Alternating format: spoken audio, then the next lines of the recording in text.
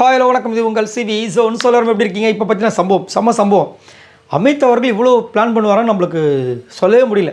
அதாவது நினச்சி பார்க்கவே முடியல. அந்தளவுக்கு ஒரு சூப்பரான ஒரு ஸ்ட்ராட்டஜி பண்ணியிருக்காரு இன்றைக்கி தலை டாஸ்கில்.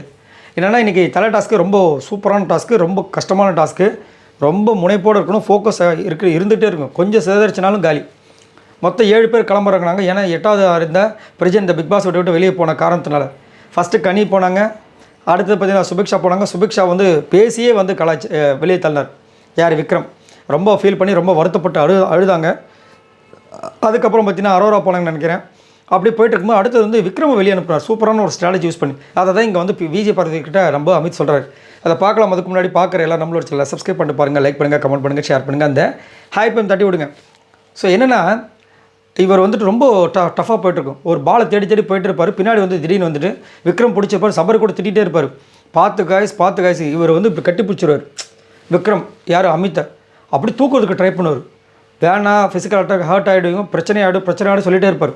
அப்போ இவர் என்ன பண்ணுவார்னா அப்படியே தவழ்ந்து போகும்போது முன்னாடி ஒரு பால் கிடச்சிருக்கும். அந்த பால் எடுத்துருப்பார். இப்போ இன்னொரு பால் விட்டுருப்பார். அதை வந்து சொல்லியிருக்கலாம். ஏன்னா அங்கே நிறைய பேர் சொல்லிட்டு இருந்தாங்க. அதை நான் விக்ரம் கிட்ட சொல்லியிருக்கலாம். நான் சொல்லலை. ஏன்னா எனக்கு விக்ரம் வரக்கூடாது அடுத்த ரவுண்டுக்கு.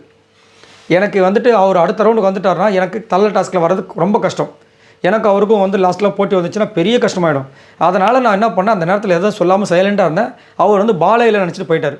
ஏன்னா எனக்கு தெரியும் ஒரு பால் இன்னொரு பால் போகும்போது அங்கே ஒரு பால் இருக்குன்றது எனக்கு தெரியும். ஆனால் அந்த விஷயத்தை நான் சொல்லலைன்னு சொல்லிட்டு அங்கே ஒரு விஷயத்த சொல்கிறேன். எல்லாமே செம்மையான்னு சொல்லிட்டு கிளாப் பண்ணுறாங்க. விஜய் பார்வதி கமருதுன்னு அப்ரிஷியேட் பண்ணுறாங்க. நானே என்ன இது பூனமாக இருந்தால் புலி மாதிரி பிளான் போட்டிருக்கீங்க அப்படின்ற மாதிரி இருந்துச்சு. அவ்வளோதான். இதுதான் வந்துட்டு கேமு. இந்த மாதிரி தான் வந்து விளாடணும்.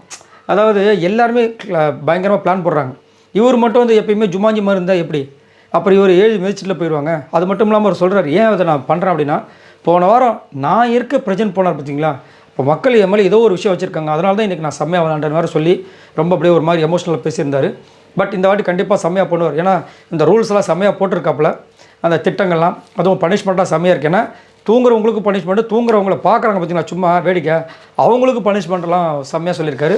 ஸோ கண்டிப்பாக இந்த வாரம் சம்பவங்கள் இருக்குதுன்னு நினைக்கிறேன். பார்க்கலாம். இதை பற்றி உங்களோட கருத்துக்களை சொல்லுங்கள். பாய் நண்பர்களே.